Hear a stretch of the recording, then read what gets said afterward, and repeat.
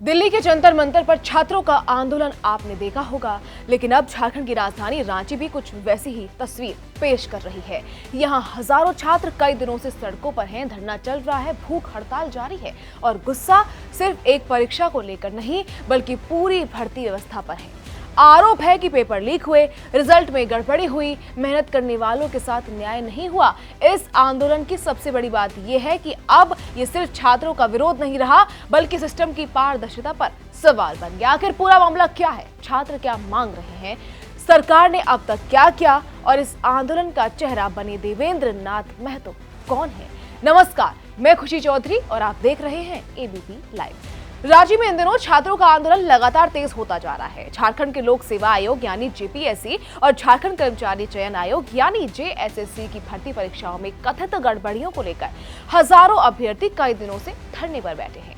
कई छात्र भूख हड़ताल पर भी हैं। उनका कहना है कि ये लड़ाई सिर्फ एक परीक्षा की नहीं बल्कि पूरे भर्ती सिस्टम को पारदर्शी और जवाबदेह बनाने की है। सबसे ज्यादा विवाद 14वीं जेपीएससी संयुक्त सिविल सेवा प्रारंभिक परीक्षा के रिजल्ट के बाद शुरू हुआ। जैसे ही परिणाम घोषित हुए, कई अभ्यर्थियों ने मेरिट लिस्ट और चयन प्रक्रिया पर सवाल उठाने शुरू कर दिए। सोशल मीडिया पर कुछ ओएमआर शीट भी वायरल हुई जिनके आधार पर अनियमितताओं के आरोप लगाए गए। छात्रों का दावा है कि एक अभ्यर्थी ने पहले पेपर में करीब 48 सवाल ही किए थे, लेकिन फिर भी उसे मुख्य परीक्षा के लिए सफल घोषित कर दिया गया। इसके अलावा अभ्यर्थियों ने कैटेगरी वाइज कट ऑफ जारी करने की भी मांग उठाई। उनका कहना है कि जब तक कट ऑफ सार्वजनिक नहीं होगी तब तक चयन प्रक्रिया पर भरोसा करना मुश्किल है। मामला बढ़ने के बाद राज्य सरकार ने सीआईडी के जरिए एक विशेष जांच दल यानी एसआईटी बनाई। जांच के दौरान कुछ अधिकारियों और परीक्षा से जुड़े लोगों की गिरफ्तारी भी हुई। हालांकि जांच अभी जारी है। इसी बीच 22 जुलाई को जेपीएससी के तत्कालीन अध्यक्ष एल खियांगते ने भी अपने पद से इस्तीफा दे दिया। विवाद लगातार बढ़ता गया तो आयोग ने बड़ा फैसला लेते हुए संयुक्त सिविल सेवा मुख्य परीक्षा 2025 समेत कुल 9 भर्ती परीक्षाएं अगली सूचना तक स्थगित कर दी।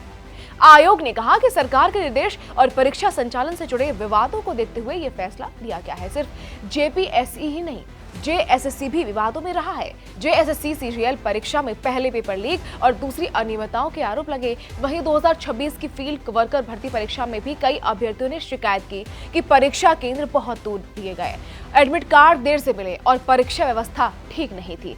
आयोग ने अपने स्तर पर सफाई दी, लेकिन छात्र संतुष्ट नहीं हुए। अब छात्रों की मांग बिल्कुल साफ है। वो चाहते हैं कि 14वीं जेपीएससी प्रारंभिक परीक्षा रद्द की जाए, पूरे मामले की सीबीआई जांच हो, निष्पक्ष तरीके से दोबारा परीक्षा कराई जाए, भर्ती प्रक्रिया में पारदर्शिता लाई जाए और जिन लोगों की भूमिका सामने आए उनके खिलाफ सख्त कार्रवाई की जाए। ये मामला अब झारखंड हाई कोर्ट तक पहुंच चुका है। कई अभ्यर्थियों ने अदालत में याचिका दाखिल कर आरोप लगाया है कि मॉडल आंसर की में कई जवाब गलत थे, कट ऑफ जारी नहीं की गई और ज्यादा अंक पाने वाले अभ्यर्थियों को भी असफल घोषित कर दिया गया। याचिकाकर्ताओं ने अदालत से या तो प्रारंभिक परीक्षा रद्द करने या फिर उन्हें मुख्य परीक्षा में शामिल होने की परमिशन देने की मांग की है।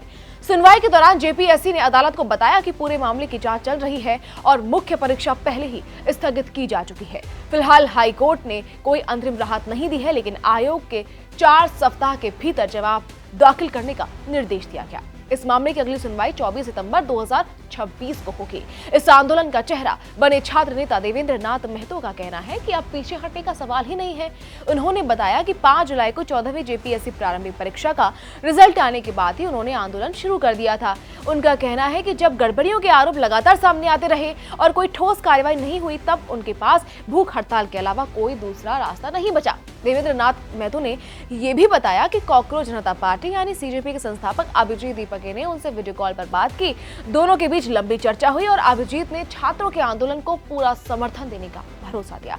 अगर देवेंद्र नाथ महतो की बात करें तो उनका सफर काफी संघर्ष भरा रहा है। रांची जिले के राहे प्रखंड के कीपीढ़ी गांव से आने वाले देवेंद्र ने काफी साधारण परिस्थितियों में पढ़ाई की। उन्होंने मैट्रिक और इंटर प्रथम श्रेणी से पास किया। इसके बाद डॉक्टर श्यामा प्रसाद मुखर्जी विश्वविद्यालय से संस्कृत में ग्रेजुएशन किया, फिर बीएड किया और उसके बाद संस्कृत तथा कुरमाली विषय में 2 अलग-अलग पोस्ट ग्रेजुएशन भी प्रथम श्रेणी से पूरे किए।